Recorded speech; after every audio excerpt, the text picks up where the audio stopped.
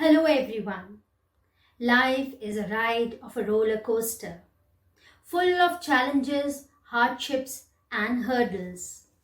And I, Kapila, am going to take you on a ride of the poem The Wind, written by Subramanya Bharati, born in Tamil Nadu, and he was also known as Mahakavi Bharati. He was a great activist, a reformer, and owed a lot to the independence movement of India. The poem Wind here, the wind represents the challenges and hardships and hurdles of life. And the poet urges to us to be strong with body and mind and face these challenges and make friends with them, for they make you strong. Let's read the poem now. Wind comes softly. Don't break the shutters of the windows. Don't scatter the papers. Don't throw down the books on the shelf. There, look what you did. You threw them all down. You tore the pages of the books. You brought rain again. You are very clever at poking fun at weaklings.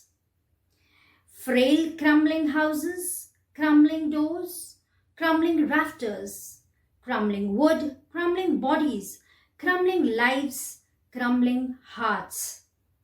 The wind god winnows and crushes them all. He won't do what you tell him. So come, let's build strong homes. Let's joint the doors firmly. Practice to firm the body. Make the heart steadfast. Do this and the wind will be friends with us. The wind blows out weak fires. He makes strong fires roar and flourish. His friendship is good. We praise him every day.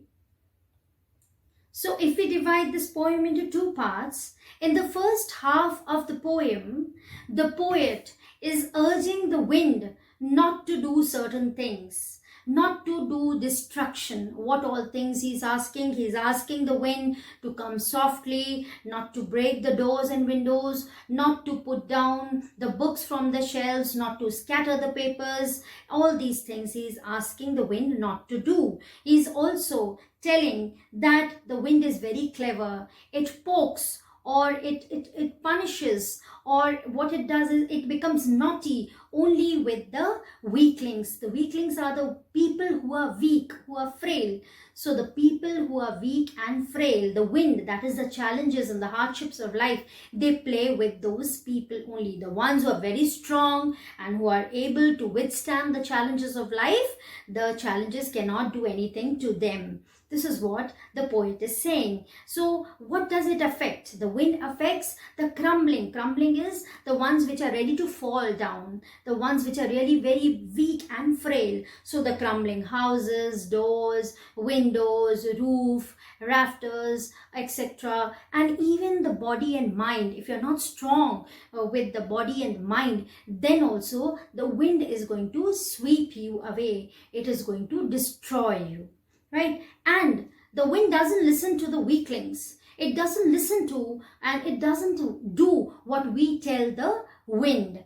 And the wind is being treated as God over here. The wind god, it winnows, it selects the people who are the weaker ones, and then it punishes them or it destroys them. It does that to them. So what do we need to do? We need to build strong homes, strong body. We need to practice our body to be firm. We need to be very strong with our mind and body.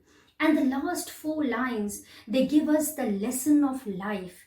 What is the lesson of life here? That the wind, it blows out the weak fires. So the challenges and the hardships of life, they take over the people who are really very weak, and like the wind, it flourishes. It keeps the huge fires, when the wind blows, the huge fires, the blazing fires, they are never ever extinguished. Rather, they flourish and they roar, they make sounds. Similarly, people who are very strong, they also flourish and they become strong. And so it's good to be friends with the wind. It's good to be friends with the challenges and the hardships of life, because they make you strong and they make you flourish. And so you remember the wind every day.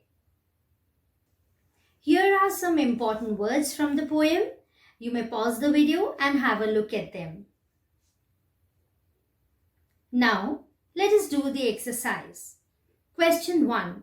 What are the things the wind does in the first stanza?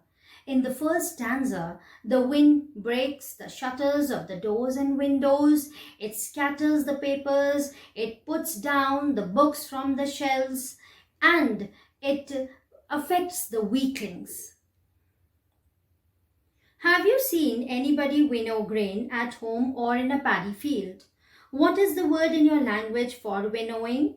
What do people use for winnowing?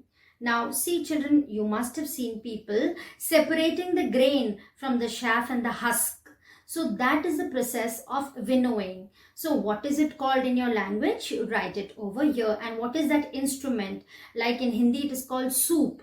So what is it called in your language? You can write that. And nowadays, people do not use that. There are machines also. So whatever you have come across, you write that.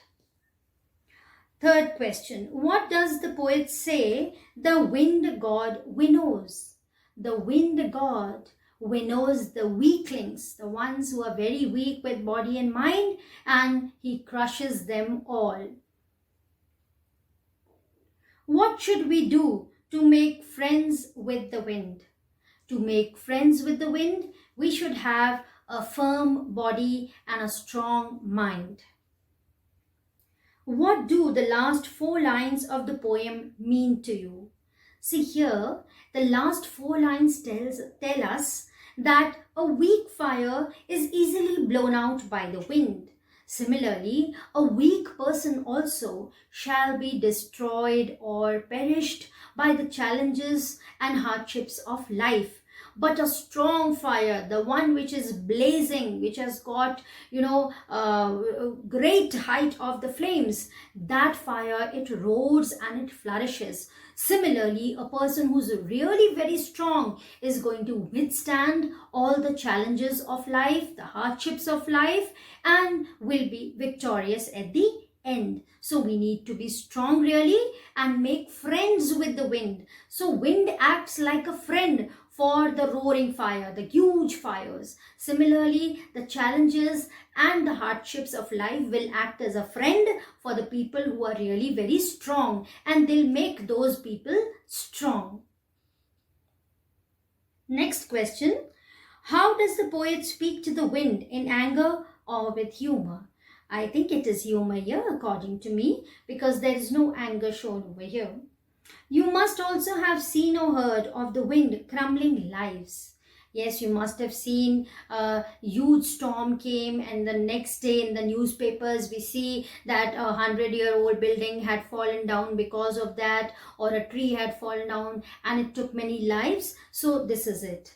Then what is your response to this? Is it like the poets? Now the poet is wanting the wind or the challenges of life to come to it, so that it may strongly face those challenges. So are you also going to give the same response to the wind? So whatever response you would be liking to give, you write that. I would like to give the wind the same response. I would like to accept the challenges and hardships of life and be strong and firm, face them and stand victorious.